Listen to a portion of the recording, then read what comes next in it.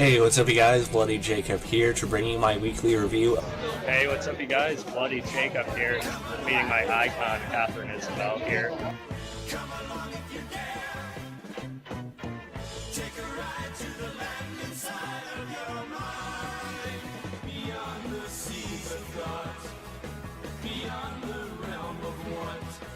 Across the streams of hopes and dreams where things are really not.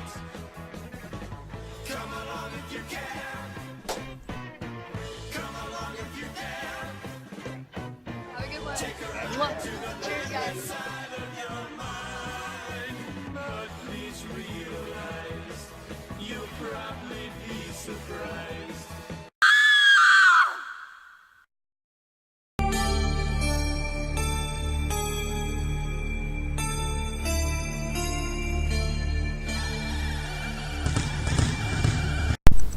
Hey, what's up you guys? Bloody Jacob here to bring you another movie review. This time we're going to be talking about The Maze Runner, the 2014 film. I know the third and final film is playing in theaters right now, The Death Cure. But we're here to talk about the first one. I know I'm behind, but I wanted to talk about it anyway because I just watched it the other night. So I thought I'd give my thoughts on it while there are still kind of eyes on the franchise. So yeah, The Maze Runner came out in 2014. It was directed by Wes Ball and stars Dylan O'Brien as well as Thomas Brodie-Sangster. You also have Patricia Clarkson in this. Will Poulter, who recently just got some renown for his work in Detroit, which is one I still need to see.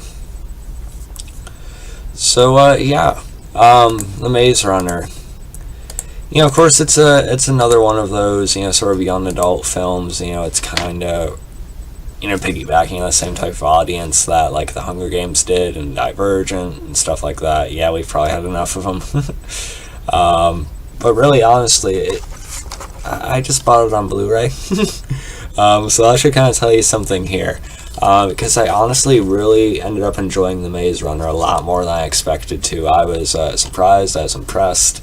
I'm not saying it's the best movie ever necessarily, I guess, but I think it's certainly the best sort of YA or young adult film I've seen. I've seen the first couple Hunger Games movies. Jennifer Lawrence gives a decent performance. I do like the initial setup of them being put in a situation to kill each other or whatever. So there's some intrigue at first, but I think it kind of fell off the rails and it was always dragged down by that love triangle. With Josh Hutcherson and Liam Hemsworth.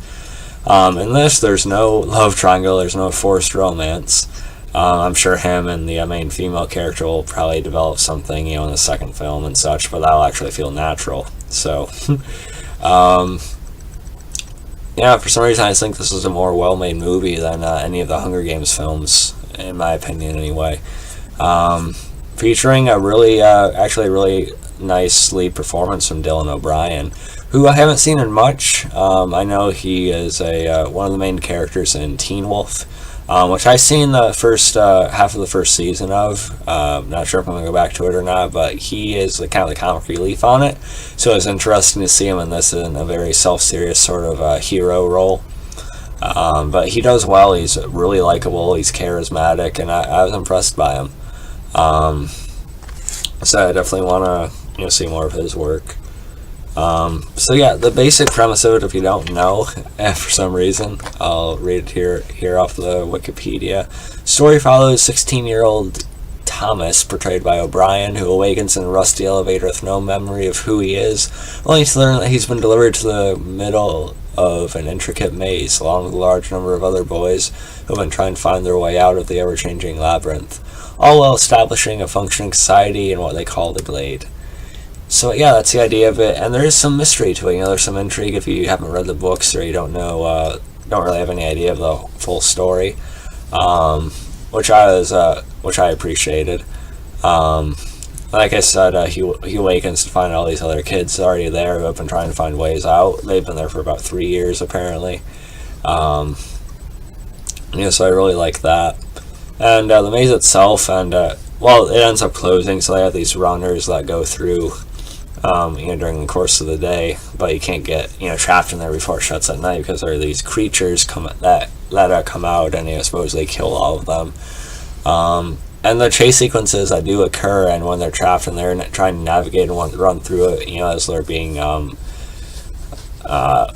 basically trying to be not to be picked off by these things, there is some actual legitimate suspense and excitement that went with it that I was really happy with.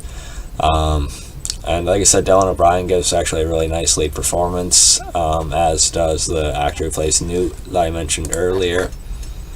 Thomas Brodie-Sangster, who had a role in Game of Thrones a couple seasons ago. It's nice to see him here. And I even like Will Poulter. He's sort of an antagonist. He's a little more of a headstrong member of the group.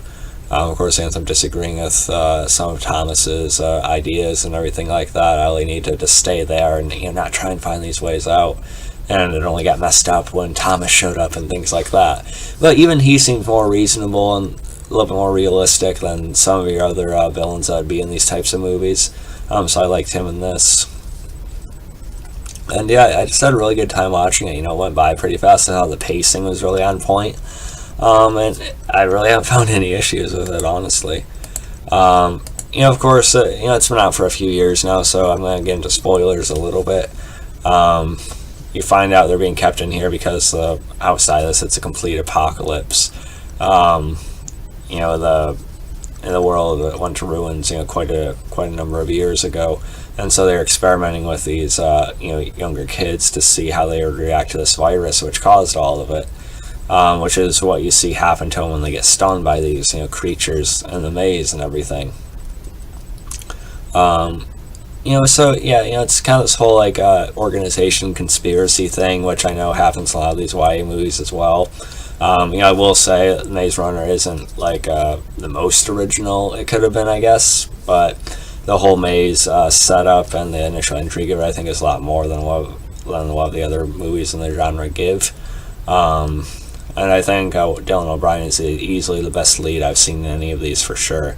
I think he has a good future ahead of him. Like I said, I enjoy the no forced romance in it as well. Even the little fight scenes you get are pretty good, and it is very exciting. I liked it a lot. And if I had to rate the Maze Runner, I'd give it around a B or B+.